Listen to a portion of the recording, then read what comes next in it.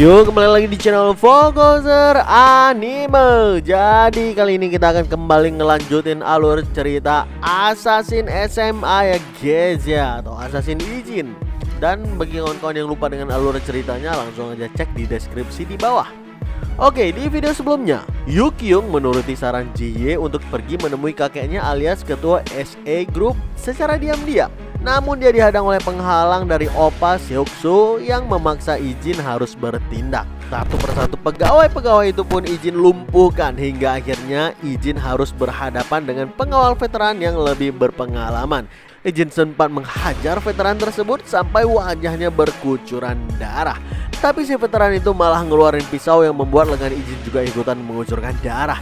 Tanpa ragu si veteran itu pun menebaskan pisaunya lagi secara bertubi-tubi ke arah Ijin. Namun semua serangannya bisa dihindari ataupun ditangkis dengan mudah oleh Ijin. Malahan Ijin mematahkan lengannya yang memegang pisau serta menghantamkan lutut si veteran itu yang membuat dia terkapar di lantai gak bisa bangkit lagi.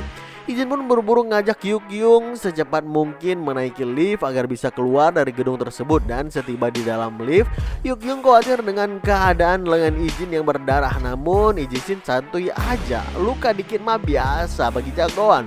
Yukyung sempat penasaran kenapa Ijin melindunginya sampai sejauh ini. Padahal semua orang lain mulai dari kekasihnya, keluarganya sampai pengawalnya pun semuanya berusaha untuk menjebaknya. Belum hilang rasa penasarannya begitu lift terbuka di lantai B4, lagi-lagi sejumlah pengawal SA datang menghadang dan tentu aja semuanya ditumpas habis oleh Ijin. Setelah itu gak berselang lama, Seoksu juga terlihat marah-marah pada pengawal veterannya. Kok bisa mereka semua kalah telak melawan bocah yang cuma sendirian lagi? Si veteran itu cuma bisa terdiam, gak bisa menjelaskan alasannya. Lalu dia pun melaporkan ke Seoksu kalau timnya udah mencari kesana kemari termasuk ke rumah Yukyung tapi belum berhasil menemukannya lagi. Seoksu makin marah sekaligus panik mendapatkan laporan tersebut. Makanya dia pun buru-buru menelpon ayahnya tentang situasi terkini dari Yukyung. Jujur ayah Seoksu yang kini berada di villa kecewa berat udah memberikan kepercayaan kepada anaknya ini. Lalu tiba-tiba pengawal ayah Seoksu memberikan laporan kalau ternyata Yukyung udah tiba di depan villa masuk. Tentu aja hal tersebut membuatnya kaget dan ditambah kaget lagi begitu pengawalnya bilang Direktur Kim Yukyung bilang dia datang kemari untuk menemui pimpinan. Mengetahui hal tersebut dia pun buru-buru menyuruh pengawalnya untuk menyembunyikan pimpinan apapun yang terjadi. Sementara itu di pintu gerbang terlihat Yukyung tertahan di sana dan gak bisa masuk ke dalam karena dihadang dua pengawal lainnya. Gara-gara negosiasi yang gagal, justru Ijinlah yang maju ke depan dan menghantamkan dua pengawal tersebut sampai pingsan. Dengan kerennya Ijin memandu Yukyung lagi masuk ke dalam villa tersebut dan menghajar semua pengawal yang datang ke gerbang sampai semuanya pingsan. Cukup dengan satu serangan aja. Suara keributan di luar membuat kakek Yukyung alias pimpinan dari SA yang saat ini berada di ruangan tidur kaget. Anaknya alias ayah Seoksu berkilah kalau ada wartawan yang memaksa masuk. Makanya ditangkap oleh penjaga keamanan. Daripada kakek makin curiga, ayah Seoksu pun keluar dari ruangan dan berjanji akan segera menyelesaikannya. Dia begitu kesal kepada ketua pengawal yang berdiri di luar ruangan. Kenapa keributan gak kunjung mereda? Si ketua pengawal pun ngelaporin kalau bodyguard yang dibawa oleh Yukyung ini udah masuk ke dalam villa, mengalahkan hampir semua pengawal villa. Dan yang membuat ayah Seoksu ini benar-benar kaget lagi, bodyguard Yukyung yang mengalahkan pengawal villa itu cuma sendirian. Ketua pengawal ini gak mau timnya dianggap gak kompeten. Makanya dia berjanji akan mengirimkan semua tim ke villa demi menyelesaikan masalah ini dengan cepat. Namun tiba-tiba ayah Seoksu dan ketua pengawal tersedak kaget karena keributan udah makin dekat dengan posisi mereka. Wah, cepat banget. Tiba-tiba para pengawal terhempas ke dinding di hadapan mereka dengan wajah yang berkucuran darah. Hal tersebut ngebuat ketua pengawal terdiam kaget, apalagi yang mengalahkan mereka semua adalah seorang bodyguard muda yang terlihat cukup muda sih memang. Ayah Seoksu pun nanya, Kim Yukyung, ada apa ini? Kenapa kau membuat keributan di sini? Yukyung pun menjawab, selamat malam paman. Saya ingin ketemu dengan kakek, tapi orang-orang ini menghentikanku. Ayah Seoksu mencoba berkilah kalau kakeknya masih harus beristirahat dan gak boleh mengkhawatirkan masalah lain demi kesehatannya. Bisa-bisanya Yukyung datang kemari membawa keributan katanya. Yukyung tahu kalau kakeknya memang sedang sakit, tapi ada hal penting yang harus dibicarakan karena ada seseorang yang berniat melakukan sesuatu yang memberikan dampak besar bagi perusahaan. Jujur paman Yukyung panik dengan tujuan Yukyung untuk ketemu si kakek, karena itu akan membuka semua kedok Seoksu pada si kakek. Daripada semua kedoknya terbuka, Ayah Seokso pun nyuruh ketua pengawal untuk memulangkan Yukyung dengan paksa. Ketua pengawal sadar kalau bodyguard muda di hadapannya ini sangat kuat, namun dia yakin kalau bodyguard tersebut pasti udah kelelahan setelah melangkah sejauh ini. Ayah Seokso bilang, "Yukyung, kau salah besar, udah membuat keributan dan membawa satu pengawal aja." Namun Yukyung malah tersenyum dan ngejawab, "Aku sangat mempercayainya, Paman." Ayah Seokso masih aja ngeremehin Ijin dan mengatakan kalau dia nggak akan bisa melakukan apapun lagi sampai di sini. Namun tiba-tiba dia sangat tersentak kaget karena ketua pengawal pun langsung di-KO kan, terhempas terkena satu serangan Ijin. Bahkan ketua pengawal itu terhempas begitu jauh, membentur dan menembus pintu ruangan si kakek yang membuat Ayah Seokso nggak bisa merahasiakan apapun lagi. Selagi Ayah Seokso terdiam 1000 bahasa dengan mulut yang menganga ngelihat apa yang terjadi barusan, Yukyung pun masuk ke dalam dan ngelaporin ke kakeknya kalau Opa Seokso membius dan mencoba menyerahkannya ke Biro Investigasi dan Wartawan. Sebuah laporan yang membuat si kakek sekaligus CEO dari grup SE langsung mengambil tindakan drastis. Gak berselang lama, kakek Yukyung menelepon ke CEO grup SW untuk mengucapkan terima kasih karena udah membantu menyelesaikan politik kekuasaan di keluarganya. Selain itu, dia juga meminta pada CEO grup agar mengizinkan menggunakan jasa Ijin sebagai bodyguard pribadi karena kemampuannya sungguh luar biasa. CEO SW menolak permintaan tersebut. Lagian lebih baik cepat pulih daripada mikirin urusan yang gak penting. Kakek Yukyung menjawab, "Hahaha, gak usah khawatir, aku udah memberikan penawaran." Tapi dia memang gak meresponnya. Padahal aku udah memberikannya syarat yang sebenarnya membuat orang pada umumnya sangat tergiur oleh tawaran tersebut. Sontak kakek SW yang mendengarkan cerita tersebut sedikit shock karena dia gak mau kehilangan Ijin sebagai aset dari SW yang paling hebat dan paling berharga. Kesal mendengarkan kakek Yukyung yang kebanyakan ngebacot, CEO dari SW pun buru-buru menutup telepon tersebut karena menganggap kesehatannya ternyata ya baik-baik aja, gak ada yang perlu dikhawatirkan. Kakek Yukyung pun kembali teringat saat dia menawarkan pekerjaan pengawal pribadi kepada Ijin. Dia senang Ijin banyak membantu cucunya, tapi dia penasaran kenapa Ijin membantu Yukyung sampai sejauh ini, bahkan berani mengorbankan dirinya sendiri. Rasanya nggak mungkin Ijin melakukan sejauh itu hanya karena Jieh yang meminta. Apa alasanmu membantu Yukyung sampai sejauh ini? Apa ada sesuatu yang kau inginkan? Tanya si kakek kepada Ijin. Ijin menjawab simpel, udah menjadi tugas saya untuk melindungi direktur. Si kakek cuma bisa heran kok ada anak muda yang melakukan tugas pengawalan melebihi ekspektasi siapapun. Oke, sekarang kita pindah ke Jieh dan juga Yukyung yang lagi nongkrong minum teh bersama. Yukyung berterima kasih atas bantuan Jieh yang berhasil mengungkapkan kedok Opa Seokso sehingga kakeknya bisa mengambil tindakan untuk menyelamatkan perusahaan dan juga dirinya. Dia benar-benar gak menyangka Opa Seokso ini menggunakan cara kotor dan memanfaatkan pacarnya demi suksesi perusahaan. Kakeknya pun menghukum Opa Seokso untuk tugas ke luar negeri saat ini. Dengan begitu, untuk sementara politik kotor perusahaan gak akan terjadi lagi dalam waktu yang dekat. Tinggal satu masalah lagi, Yukyung yang hatinya condong kepada Ijin. Dia sebenarnya mau Ijin menjadi pengawal pribadinya secara permanen, tapi tentu aja Jieh menolak tawaran tersebut karena kakek Yukyung udah menyiapkan pengawal yang lain untuknya, kata si Jieh. Masalah dari grup SE yang cukup membosankan ini pun akhirnya tuntas. Kini Ijin menjalani hari-hari sekolah seperti biasa dengan teman-temannya yang baru. Ijin sedikit lega bisa menjalani aktivitas sekolah dengan normal lagi. Namun tiba-tiba dia tersentak kaget karena terlihat 002 sedang mengawasinya dari kejauhan. Ijin pun pamit duluan dengan teman-temannya untuk ketemu dengan 002. Dan siapa sangka 002 membawa berita yang kurang menyenangkan.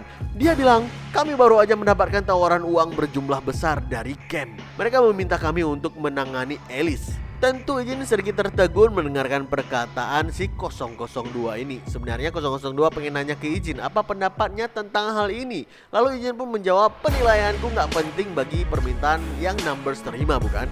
002 pun menjawab, 001, aku gak pernah bilang bahwa penilaianmu itu penting bagi keputusan kami. Aku cuma nanya pendapatmu. Karena Ijin lagi-lagi hanya diam, 002 pun bilang, baiklah, kurasa kau udah tahu ini tanpa perlu kukatakan. Ingat ini baik-baik, jangan pernah berpikir untuk menyelamatkan Alice, kata 002 dan langsung menghilang dalam kegelapan. Saat malam tiba, para numbers pun mengadakan rapat di markas mereka untuk membahas tentang misi yang ditawarkan kepada mereka, yaitu pembunuhan dari Alice atau assassination kepada Alice. Terjadilah pro kontra di sana. 005 dan 006 gak setuju misi ini dilakukan karena 001 pernah menerima bantuan dari Alice. Sedangkan 004 gak peduli yang namanya misi yang tetap misi. 002 sendiri masih agak netral, belum mengambil keputusan. Barulah saat seorang Numbers rekan mereka memberikan argumen kalau Forest adalah musuh dari Numbers, kenapa Numbers harus bergerak untuk keuntungan mereka. Argumen tersebut langsung membuat para Numbers lainnya panas. Bisa aja Forest pengen Numbers menerima suatu kerugian karena berurusan dengan Alice. Dengan begitu cepat 002 pun menarik kesimpulan kalau misi dari Forest gak akan mereka terima. Mendengarkan itu 005 bilang dalam hati, halah, apa-apaan ini? Kalau kau udah menanyakan pendapat 001 sebelumnya dan dia nggak mau menerimanya, ku yakin mereka sejak awal memang nggak mau menerimanya. Kenapa harus berputar-putar nyari alasan ini itu? Halah, kita pindah ke markas Forest. Terlihat seorang bawahan ngelapor ke pimpinan Forest tentang situasi terkini terkait misi assassination terhadap Alice. Baru-baru ini dua pangkalan Forest meledak dan udah pasti pelakunya adalah Alice. Selain itu pembunuh yang tertarik dengan bounty Alice semuanya juga udah mati. Numbers juga menolak misi dari assassination ini. Yang tersisa hanyalah seseorang dengan julukan anjing pemburu yang katanya akan tiba ke markas Forest dalam beberapa hari lagi. Pimpinan Forest tersenyum mendengarkan laporan tentang anjing pemburu ini. Dalam hatinya dia bilang, mereka ini adalah assassin yang cuma menangani para pengkhianat. Mereka memang udah dipersiapkan untuk menangani pengkhianat dari agen Forest. Terlebih lagi, kau nggak akan tahu bahwa mereka adalah instruktur yang telah mengajarkan segalanya kepada agen Forest. Pimpinan Forest pun nyuruh bawahannya untuk menyebarkan informasi palsu kepada Alice bahwa Forest udah menugaskan Numbers dan mereka udah menerimanya. Ya semacam strategi adu domba lah intinya. Siapa sangka adu domba itu ternyata berhasil karena Alice tiba-tiba menyerang kediaman dari para Numbers dengan menembakkan sniper dari jarak jauh. Kepanikan pun sempat terjadi antara para Numbers dan juga Alice. Kok bisa ada yang menembak mereka dengan akurat padahal jendelanya udah ditutup dengan gorden anti tembus pandang. Mereka yakin pasti si penembak ini udah memasang kamera pengintai di ruangan mereka ini. Tiba-tiba Alice bilang via pengeras suara jarak jauh, ini adalah peringatan, menyerahlah terhadap permintaan Forest, kata Alice yang langsung mengungkapkan identitasnya pada Numbers.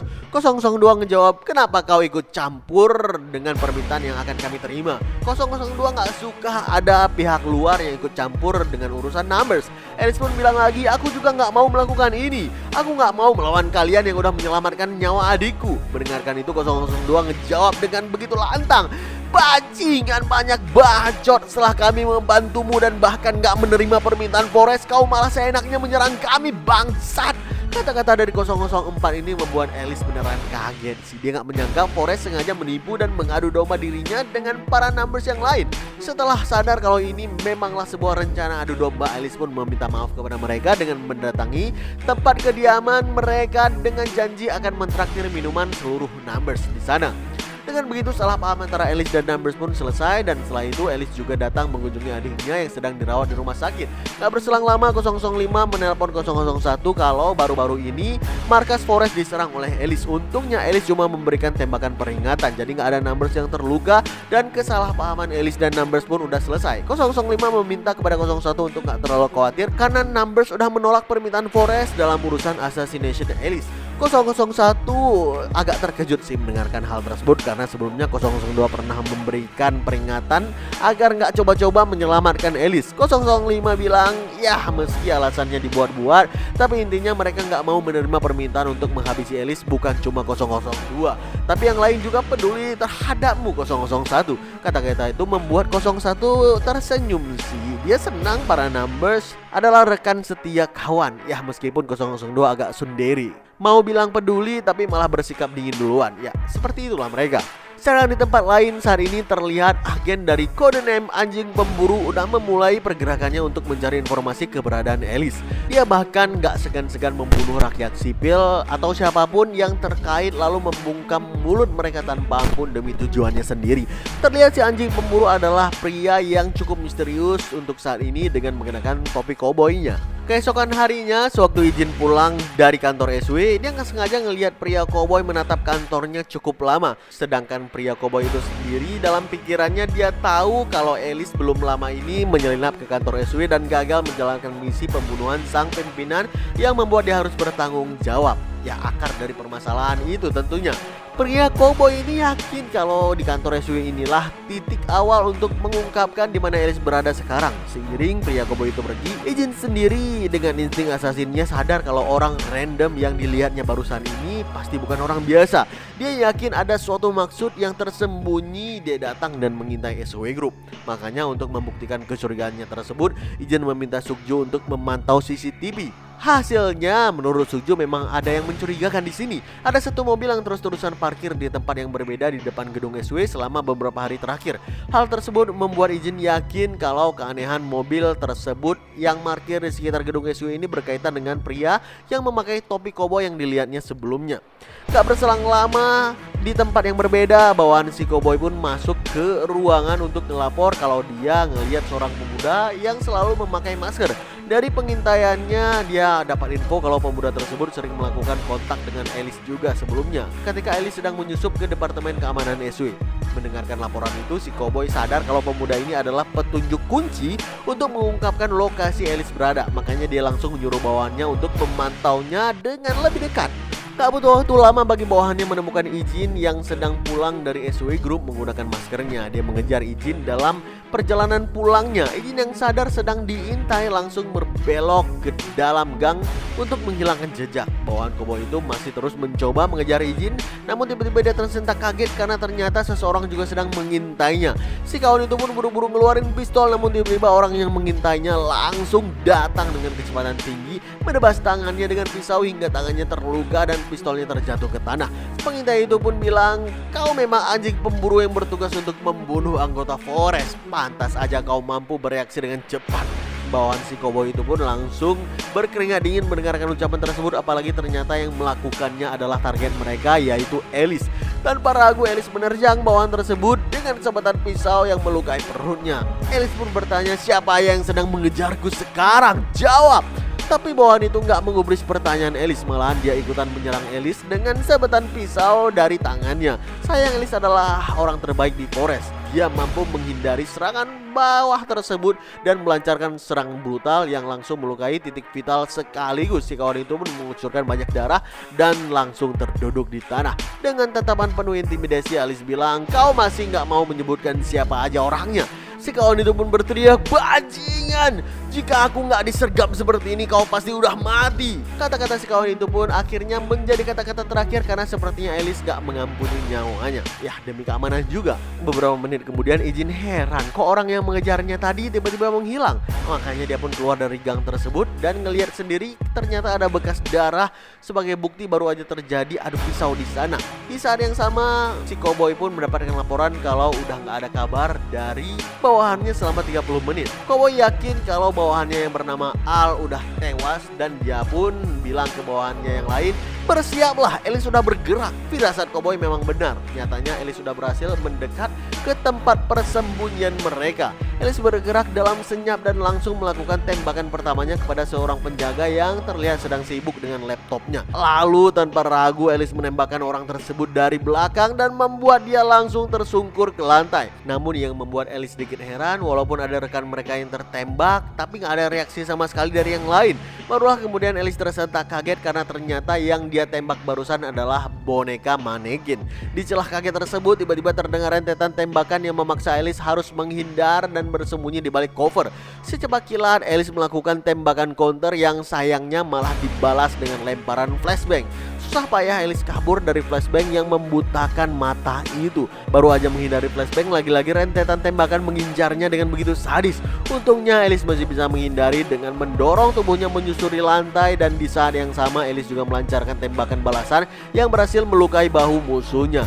Ngelihat celah udah terbuka, tanpa ragu Alice melakukan dash yang luar biasa sambil menembakkan lengan dan kaki musuh yang membuat dia makin kesakitan. Alice pun menutup serangannya dengan terjangan lutut tepat ke wajah musuh yang membuatnya tersungkur jatuh ke lantai. Sambil menodongkan pistolnya ke arah musuh, Alice bilang, "Siapa yang bersamamu? Cepat jawab." Namun si kawan itu malah menjawab, "Brengsek, justru kau yang akan mati." Dan benar aja, tiba-tiba sebuah flashbang lainnya melayang di depan mata Alice dan membuat dia buta dan tuli untuk beberapa saat. Hebatnya, meskipun penglihatan dan pendengarannya terganggu, Alice masih bisa melancarkan suppressing fire secara akurat ke orang yang melemparkan flashbang.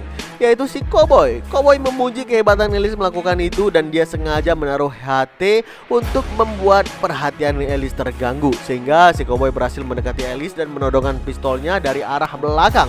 Untungnya Alice cepat menyadari keberadaan si Cowboy itu, namun sayang lengan kanannya tertembak membuat pistol terlepas dari tangannya. Si Cowboy pun menembak Alice berkali-kali dari jarak dekat. Namun hebatnya lagi, Alice masih berhasil menghindari itu semua sembari melakukan tackle keras yang membuat si Cowboy jatuh ke lantai dan Alice pun menindihnya. Setelah menepis pistol si Cowboy sampai terjatuh, Alice mengambil pisaunya dan memulai serangan jarak dekat dengan instingnya. Ya tentu aja saat ini dia hanya bisa berharap pada insting dari permainan pisaunya dan teknik-teknik pisaunya yang telah dia latih cukup lama, karena penglihatan dan pendengarannya belum kembali normal. Tapi siapa sangka ternyata terjangan Alice menggunakan teknik pisau tingkat tinggi itu mampu si Cowboy hindari dan bahkan dengan sempurna bisa melancarkan counter yang membuat Alice terkena serangan sabetan di beberapa bagian tubuhnya. Si Cowboy bilang, karena penglihatanmu belum pulih sepenuhnya, maka kau memilih pertarungan jarak dekat. Percaya pada diri sendiri dan menyerang seperti ini adalah keputusan yang sangat bagus.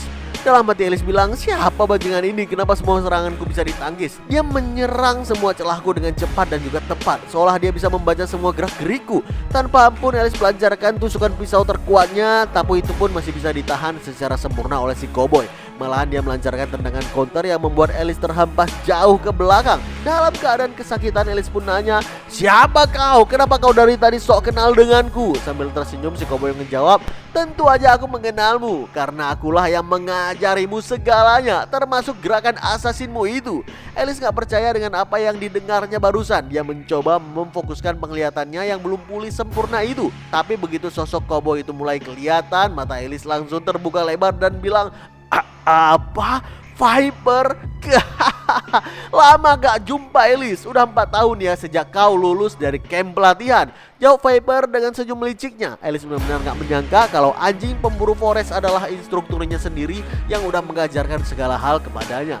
Tapi justru itulah kenapa instruktur yang mengetahui segalanya adalah sosok yang paling cocok sebagai anjing pemburu forest. Kenyataan tersebut langsung membuat Alice berkeringat dingin karena harus menghadapi orang yang mengetahui semua kebiasaan dan juga kelemahannya. Setelah nostalgia singkat dan memulihkan pendengarannya, Alice pun kembali menerjang dengan sabetan daggernya, juga kombinasi tinju yang sangat cepat. Namun itu semua lagi-lagi berhasil Viper tahan secara sempurna. Bahkan Alice terus terluka dengan serangan pisaunya si Viper.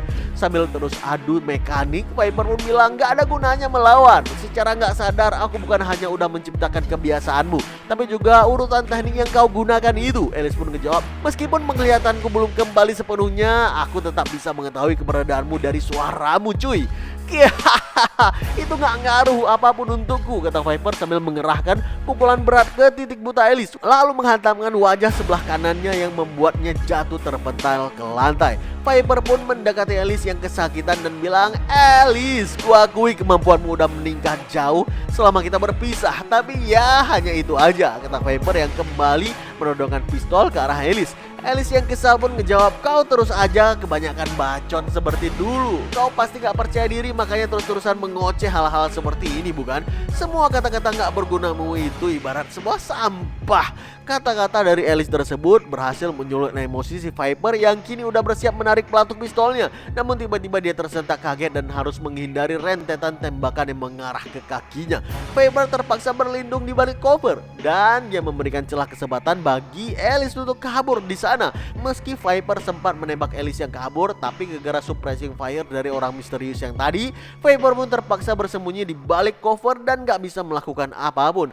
Dalam hati Viper bilang, sial, Alice punya teman ternyata. Kukira Alice akan datang seorang diri. Viper gak sadar kalau saat ini dia sedang diincar oleh assassin paling ditakuti dunia, dan siapa lagi kalau bukan Ijin.